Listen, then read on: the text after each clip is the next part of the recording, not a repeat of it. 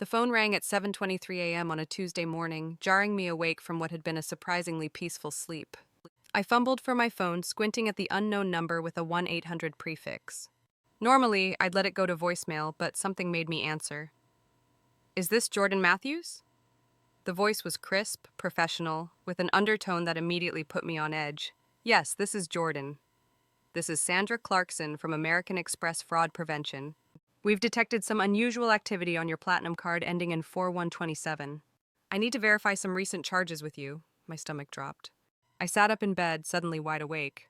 "What kind of charges?" "We have a series of transactions totaling 74,382 over the past 10 days.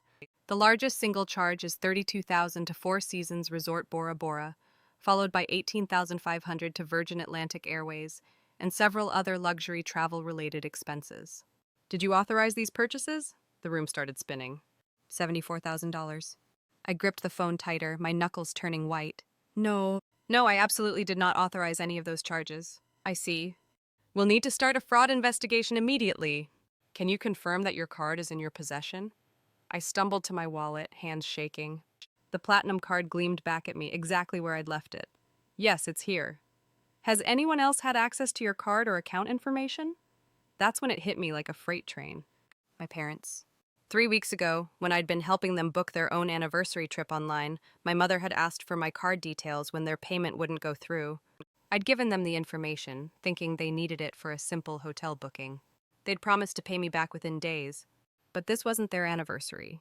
My sister Emma's wedding was last month, and she'd been planning an extravagant honeymoon to French Polynesia. The pieces clicked together with sickening clarity. I think I know who did this," I whispered into the phone. After hanging up with American Express, promising to file a police report and dispute the charges, I sat on the edge of my bed, staring at my phone. My hands were shaking so violently I could barely dial my parents' number. "Jordan, honey!"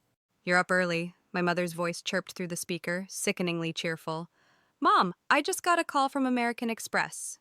They're asking about 74,000 in charges I didn't make." My voice was deadly calm, the kind of calm that comes right before a hurricane. The silence on the other end stretched for what felt like an eternity. "Oh," she finally said, her voice small. We can explain." "You better start explaining right now." "Your father and we wanted to give Emma the perfect honeymoon. You know how hard the wedding was financially, and David's family couldn't contribute, and Emma has been so stressed. So you stole from me?" The words came out as a roar. I was on my feet, pacing my bedroom like a caged animal. "You committed fraud using my credit card?" "We didn't steal. We were going to pay you back. Your father's investment is supposed to mature next month, and we'll have the money then. We just needed to bridge the gap." "Supposed to mature?" "Supposed to?" I was screaming now, not caring if my neighbors heard. "You spent my money on a fantasy." "Do you have any idea what you've done to me?" 28 years old, I'd worked 60-hour weeks for the past 6 years, saving every penny to buy my first house. I'd sacrificed vacations, nice dinners, even dating to build my credit and save for a down payment. I was 3 months away from closing on a beautiful townhouse in the suburbs, my dream home. And now, with my credit card maxed out and a fraud investigation pending, that dream was crumbling. "Jordan, please, just give us time." "Time?" I laughed bitterly. "My mortgage application is being processed right now. Do you know what happens when they see a 74,000 fraud case on my credit report? Do you know what happens to my credit score?" My father's voice came through the speaker, gruff and defensive. "Now, Jordan, there's no need to get hysterical. We're family. Family helps family. Family doesn't commit felonies against each other, Dad." I hung up and immediately called my sister. "Jordan!" Emma's voice was bright and happy, clearly calling from some tropical paradise. I could hear waves in the background, the sound of paradise funded by my financial ruin. "Isn't this place incredible? Mom and Dad are so generous, I can't believe they surprised us with—" "Emma, they used my credit card." "What?" "Your honeymoon. All 74,000 of it. They used my American Express without my permission." The silence stretched between us, punctuated only by the sound of distant waves and my own ragged breathing. That can't be right." "They said they'd been saving—" "They lied. To both of us. I just spent an hour on the phone with the fraud department." "Oh my God, Jordan, I had no idea. We never would have accepted if we'd known." "But you did know something was off, didn't you?" A 74,000 honeymoon from parents who borrowed money from me just 6 months ago to fix their roof? Another silence. David and I were surprised, but they insisted. They said they wanted to make up for not being able to help more with the wedding. Well, congratulations, Emma. You got your dream honeymoon, and I lost mine. I hung up before she could respond. The next few hours were a blur of phone calls. First, to American Express to officially dispute the charges and confirm the fraud report. Then to my mortgage lender, where my worst fears were confirmed. The fraud case would indeed impact my application. Even though I was the victim, the maxed-out credit card and ongoing investigation meant my debt-to-income ratio was now completely out of acceptable range. My loan was suspended pending resolution. By noon, I was sitting in the waiting room of Peterson, Liu Associates, the law firm my friend Mike had recommended. I'd never imagined I'd need a criminal attorney because of my own family. This is a clear case of credit card fraud and identity theft, Attorney Liu said after reviewing my documents. The fact that you voluntarily gave them your card information for a different purpose doesn't give them carte blanche to use it however they want. The amounts involved make this a felony. What are my options? You can press charges. Given the amount and the clear intent to defraud, they're looking at serious jail time. Alternatively, you can try to work something out privately, but I'd strongly advise against it unless they can guarantee full restitution immediately. I thought about my parents, imagining them in handcuffs, and felt sick. But then I thought about my house, my destroyed credit, my shattered trust, and the nausea was replaced by cold fury. How long would they serve? Credit card fraud over 50,000? Probably 3 to 5 years each. I nodded slowly. Let me think about it. That evening, my phone started ringing incessantly. First Emma, then my parents, then my Aunt Carol, then my grandfather. Word had spread through the family grapevine, and everyone had an opinion. Jordan, you can't possibly be thinking of sending your parents to prison over money. Aunt Carol's voice dripped with disapproval. It's not just money, Carol. It's 74,000. It's my future. It's my ability to trust anyone ever again. But they're family. Family doesn't steal from family. The conversation with my grandfather was harder. At 86, he was the family patriarch, and his disappointment cut deep. I'm ashamed of what your parents did, Jordan, but I'm more afraid of what you're about to do. Prison will destroy them. Your father's health isn't good, and your mother, she won't survive it. What about what this has done to me, Grandpa? I know, son. I know. But sometimes being the bigger person means taking a loss you don't deserve. Easy for you to say. It's not your life they've ruined. My sister called again that night, this time with David on the line. Jordan, we're cutting the honeymoon short. We're flying home tomorrow, Emma said, her voice thick with tears. Don't bother. The damage is done. We want to make this right. David and I have been talking, and we have some money saved. Not 74,000, but it's a start. And we'll pay you back every penny, even if it takes years. With what money? You're both teachers. You make 45,000 a year combined. At 10 of your income after taxes, it would take you 15 years to pay me back, assuming no interest. Then we'll get second jobs. We'll do whatever it takes. You know what you can do? You can tell Mom and Dad to liquidate their retirement accounts. Sell their house. Sell everything they own. Because that's what I'm going to have to do to rebuild from this. 3 days later, I was back in Attorney Liu's office, signing the papers to press charges. My hands were steady now. The initial shock and hurt had crystallized into something harder, more resolved. Are you sure about this? He asked one final time. They made their choice when they committed fraud. I'm making mine. The arrest happened on a Friday morning. I knew because my phone started buzzing at 8:47 a.m. with a call from Aunt Carol.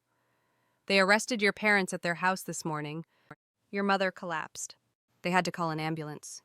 I felt the familiar stab of guilt and pushed it down. Is she okay? She's in the hospital. Panic attack! Jordan, how could you do this? How could I do this? How could they do this? The next few weeks were a nightmare of family drama. Half the family supported me, understanding that what my parents did was criminal and that I was the victim. The other half acted like I was some kind of monster for destroying the family over money. My cousin Rachel summed up that faction's feelings perfectly. It's just money, Jordan. You can make more money. You can't get your parents back once they're in prison. It's not just money, I'd repeat, over and over, until the words lost all meaning. It's my future. It's my trust. It's my ability to buy a home, to build a life. But the worst part wasn't the family pressure. It was the waiting. The fraud investigation moved at a glacial pace. American Express had suspended the charges pending the criminal case, but they were still on my credit report. My mortgage application remained in limbo. The house I'd been set to buy was sold to someone else. Emma and David did come home early from their honeymoon, and to their credit, they immediately got second jobs. Emma started tutoring after school, and David began driving for a rideshare service on weekends. They managed to scrape together $3,000 in the first month and handed it to me with solemn promises to pay more. "This is going to take forever," I told them, looking at the pathetic check. "We know, but we'll do it," Emma said, tears in her eyes. "I'm so sorry, Jordan. I'm so sorry." My parents' attorney reached out after they were released on bail, suggesting a plea deal that would involve full restitution in exchange for probation instead of prison time. The only problem was they didn't have $74,000. They'd mortgaged their house to pay for Emma's wedding and had less than $15,000 in savings. "They're willing to sign over the house to you," the attorney explained. "It's worth about $180,000 minus the $95,000 mortgage. If you sold it, you'd get roughly $85,000 after costs." I stared at him.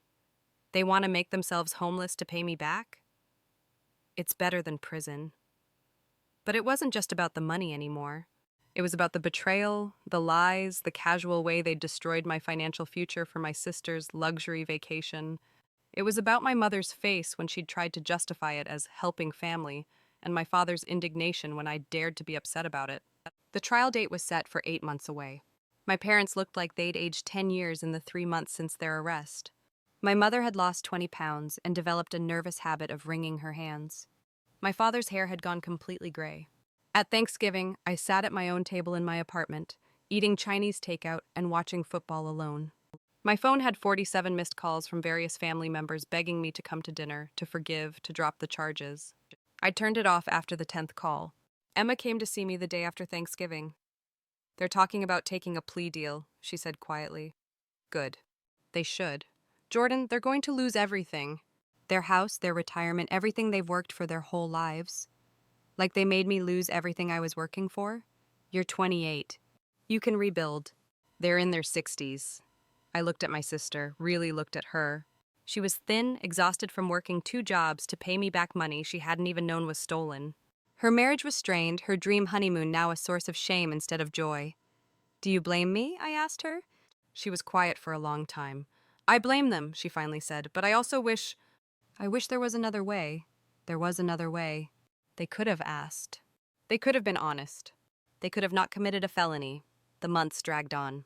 I watched my parents deteriorate from afar, heard updates through Emma and other family members. My father's health problems worsened under the stress.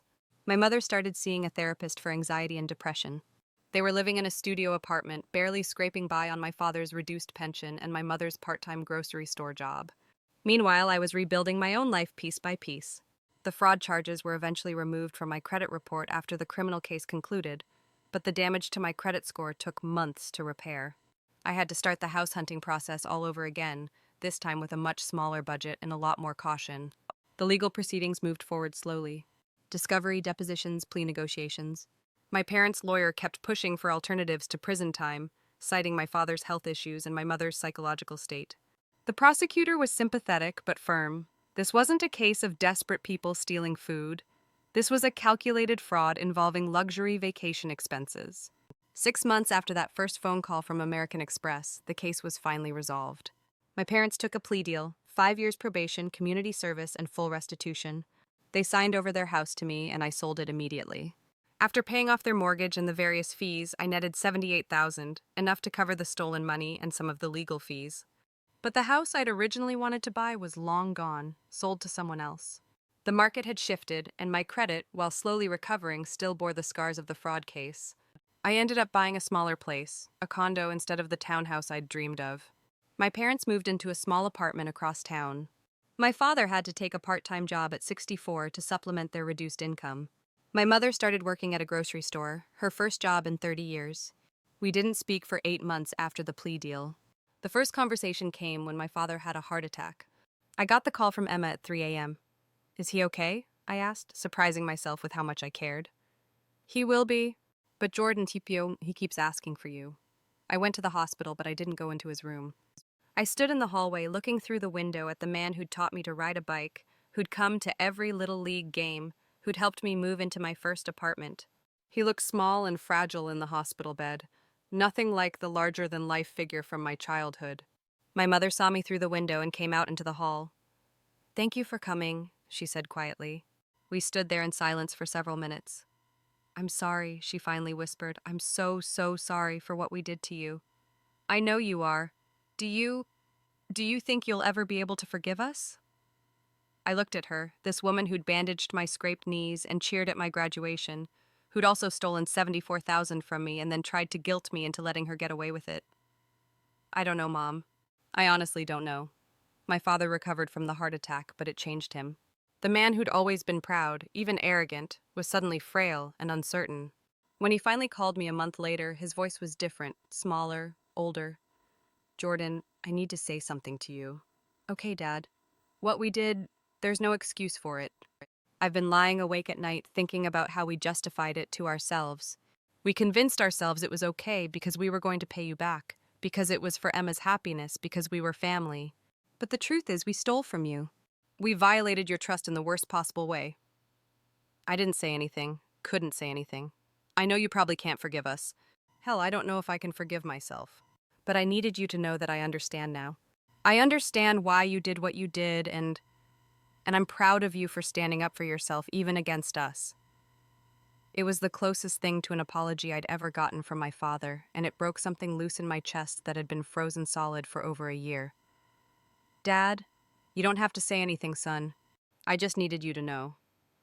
The slow process of rebuilding our relationship began after that. It wasn't the same as before, could never be the same. The easy trust was gone, replaced by something more cautious, more conditional. But it was something. Emma and David continued their monthly payments, never missing one despite their financial struggles. They'd managed to pay back about 15,000 over 2 years, and while they still had a long way to go, their dedication meant something to me. Emma had lost weight from the stress and overwork, but she never complained, never asked me to forgive the debt. Family gatherings were awkward affairs now. Some relatives still treated me like the villain who'd destroyed the family, while others went out of their way to show support for my decision. The middle ground seemed to be people who understood both sides but wished everyone could just move on. My Aunt Carol remained one of the harshest critics. At Emma's birthday party 2 years after the arrest, she cornered me in the kitchen. "Look at what you've done to this family, Jordan. Look at your parents. They're shells of themselves. Look at what they did to themselves, Carol." "I didn't force them to commit fraud. It's been 2 years. When is enough enough? When is it enough for them to face consequences for their actions? When is it enough for people to stop acting like I'm the criminal here? They're family. So am I. I'm their son." And they chose to destroy my financial future for my sister's vacation. They made a choice about whose well-being mattered more, and it wasn't mine. The conversation ended with Carol storming out, muttering about how I'd changed, how I'd become cold and heartless. Maybe I had changed. Maybe having your parents steal from you and then gaslight you about it does that to a person. But I'd also learned things about myself that I might never have discovered otherwise. I learned that I could survive betrayal by the people I loved most. I learned that I could make impossibly difficult decisions when necessary. I learned that standing up for yourself sometimes means standing alone. The 3rd year brought unexpected developments. My father's part-time job ended when the company downsized, and his health problems made finding new employment nearly impossible. My mother's hours at the grocery store were cut. They were struggling to make rent on their small apartment. Emma called me crying to explain their situation. "Jordan, I know you don't owe them anything, but they're talking about moving in with Aunt Carol. Dad's pride is already destroyed, and this would finish it." "What do you want me to do about it?" "The house money.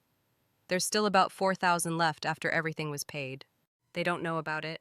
You could help them without them knowing it came from you." I thought about it for days. These were the people who'd stolen from me, lied to me, tried to manipulate me into being a victim. They'd destroyed my dreams and then acted like I was wrong to be angry about it. But they were also the people who'd raised me, loved me, been there for every important moment of my first 28 years. My father had taught me to drive. My mother had stayed up all night when I had the flu. They'd sacrificed for my education, celebrated my achievements, worried about my happiness. In the end, I anonymously paid their rent for 6 months, funneling the money through a local charity so they'd never know where it came from. It wasn't forgiveness, exactly. It was just complicated. It's been 3 years since that first phone call from Sandra Clarkson. I own my condo now, and my credit has fully recovered. Emma and David have paid me back about 20,000 so far, faithfully sending me checks every month.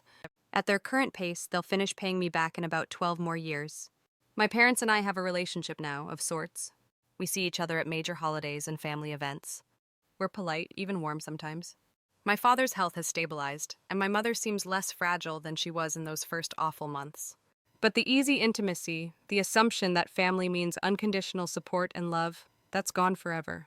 My father asks sometimes if I think I made the right choice, if I believe justice was served. My mother still cries occasionally when the subject comes up, wondering aloud how her baby could have sent his own parents to court. The extended family remains divided. Some people have never forgiven me, while others think I showed remarkable restraint. But here's what they still don't understand, what they've never fully grasped. They destroyed my life first. They made a calculated decision that my financial future was worth less than my sister's perfect honeymoon. They lied to me, stole from me, and then tried to manipulate me into accepting it. When people ask if I regret pressing charges, I tell them I regret that it was necessary.